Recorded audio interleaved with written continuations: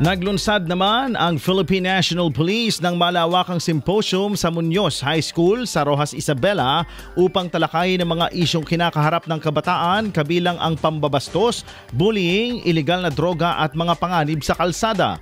Ang aktibidad ay isinagawa kahapon November 25 noong November 25 bilang bahagi ng kampanya para sa isang ligtas at disiplinadong komunidad. Pinangunahan ng serye ng talakayan ni Police Major Baby Rose Kahulaw para sa kampanya or bilang bahagi ng kampanya para sa isang ligtas at disiplinadong pinangunahan ng serya ng talakayan ni Police Major Baby Rose Kaluhaw para sa anti-bullying law, Police Captain Joanna Marie Lucas para sa Safe Spaces Act, Police Corporal Lovely Pearl Marzan para sa anti-illegal drugs at anti-terrorism awareness at Police Major Ray Sales para sa traffic rules at road safety.